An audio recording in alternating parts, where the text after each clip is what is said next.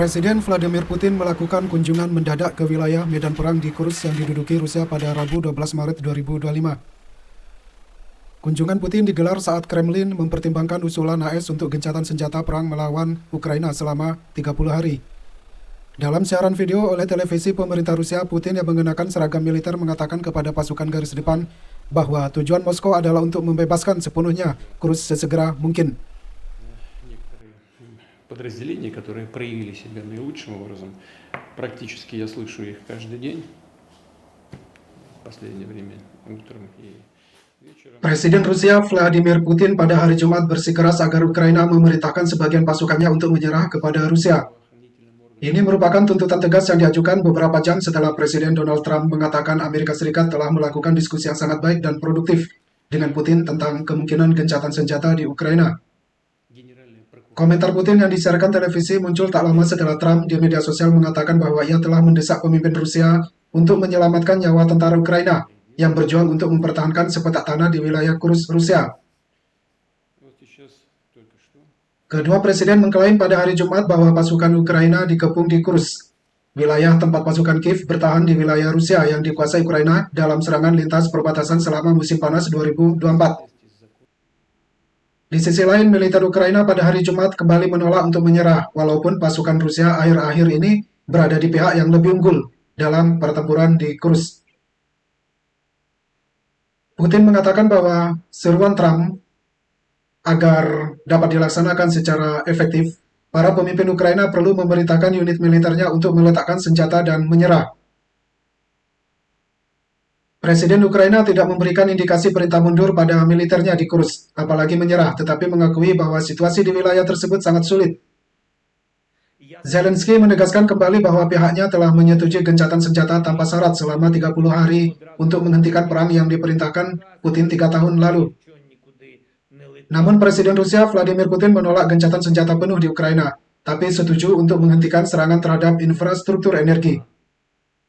Keputusan ini diambil setelah pembicaraan Putin dengan Presiden AS Donald Trump Rabu 19 Maret 2025. Putin menolak gencatan senjata selama sebulan yang sebelumnya disepakati tim Trump dengan Ukraina di Arab Saudi. Ini dikarenakan tuntutan Putin harus dipenuhi terlebih dahulu, yaitu militer asing dan intelijen Ukraina harus dihentikan terlebih dahulu. Tapi syarat yang diajukan Putin tersebut telah ditolak oleh sekutu Ukraina di Eropa, terutama dari negara-negara NATO yang sampai saat ini masih memberikan bantuan intelijen dan militer ke Ukraina.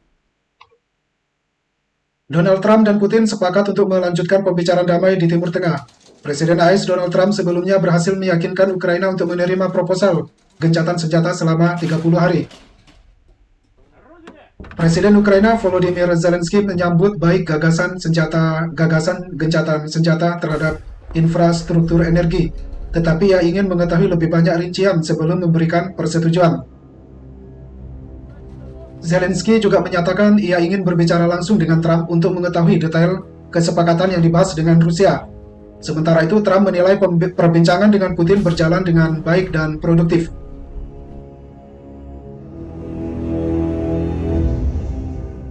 Pertempuran masih berlanjut dan berkecamuk di Kursk saat pasukan Moskow berusaha mengusir pasukan Ukraina dari wilayah yang mereka rebut selama musim panas tahun lalu.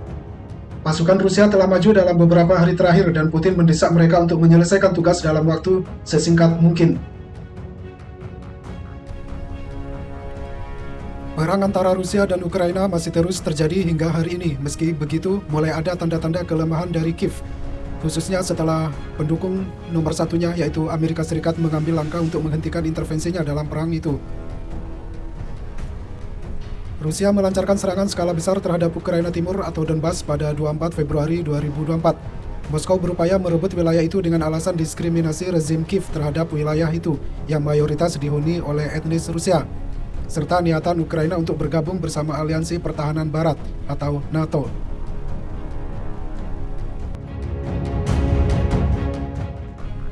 Nampak dalam rekaman video pasukan khusus Rusia dari unit Anfar memburu peralatan NATO yang menyerang wilayah Belgorod dan Kursk. Pasukan khusus Rusia terus aktif memburu dan menghancurkan kendaraan lapis baja milik Ukraina di wilayah Sumy di pinggiran perbatasan dengan Rusia. Dalam video terlihat kendaraan pengangkut personil lapis baja buatan AS APC M113 berhasil dihancurkan oleh drone Rusia.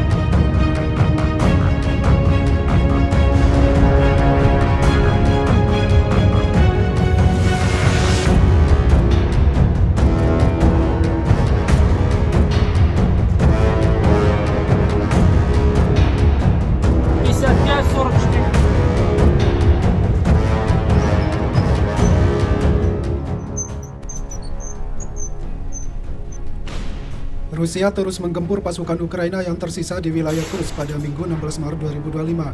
Setelah 7 bulanan, serangan balik Ukraina yang bertujuan untuk mengalihkan perhatian pasukan Moskow untuk memperoleh posisi tawar serta memprovokasi Presiden Vladimir Putin.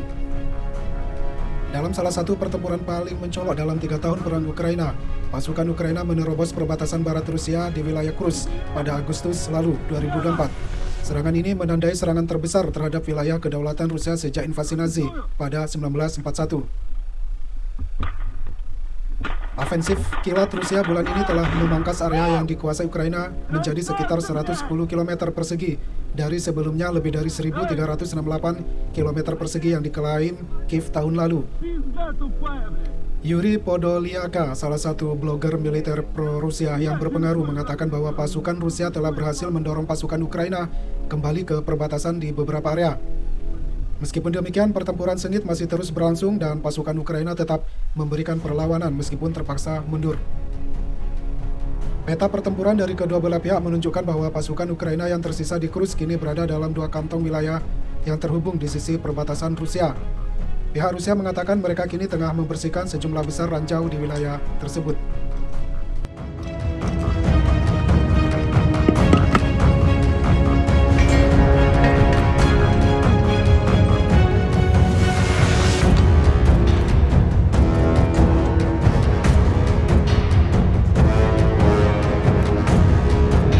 Потом